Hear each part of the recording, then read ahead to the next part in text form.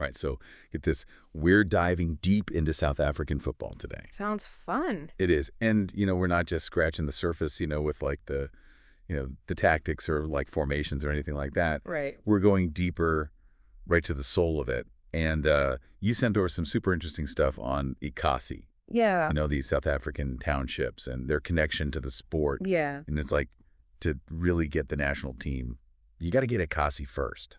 Yeah. I'd say that's a pretty good way to put it. It's way more than just, a place where people live. Right. Ekasi, it's like a cultural force that shaped how South Africans play the game.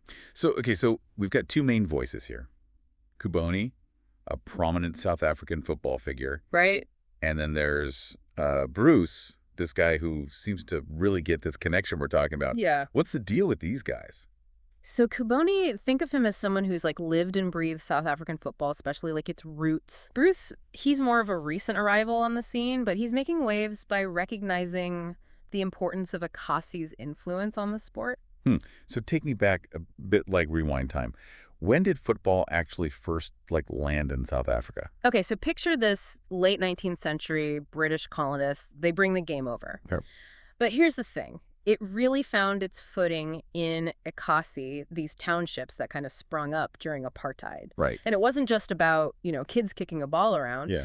Football became this unifying force for them, this way to kind of express themselves, to find community in the face of some really tough circumstances. And that's where Khuboni comes in, right? Yeah. He's all about recognizing that raw talent that comes from those Ekasi streets. Absolutely. There's this quote I read where Khuboni said, "The heart of South African football beats in the dusty fields of Ekasi, where dreams are born and legends are made." Wow. He really emphasizes how crucial it is to understand these grassroots contributions, like this wellspring of passion and natural ability. So Khuboni's like the voice from within. But then there's Bruce coming from a totally different footballing background. Right. So is he really trying to build this Ekasi style into how the national team plays? Yeah. It seems that way. He's observed how players from Ekasi, they bring this incredible improvisational skill, a certain flair and resilience.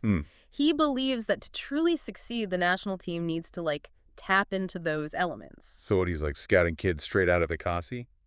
It's more nuanced than that. Oh, It's about understanding why Ekasi produces these uniquely talented players. Right. And then incorporating those strengths into the national team strategy, for example. He's emphasized recruiting players known for their street smarts and creativity over just raw athleticism. Interesting. So is this approach actually working? It's kind of a mixed bag so far. There have been some impressive wins, but also some losses where critics are saying the team lacked structure and discipline. Yeah, makes sense. So it seems that integrating the Ekasi style with a more traditional approach is still a work in progress. Hold up, though. Let's talk about those Ekasi players, the ones who are making it big.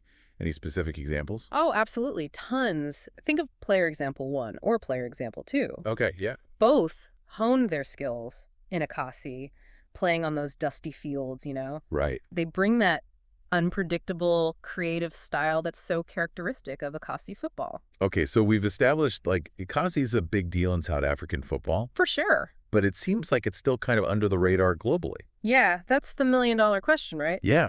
If this Ekasi style is so unique and influential, why isn't it more recognized worldwide? Right. What would it take to bring that to a global stage? That's something to think about, for sure. Definitely. So today we went deep on the roots of South African football, We did. from its arrival to the undeniable impact of Ekasi.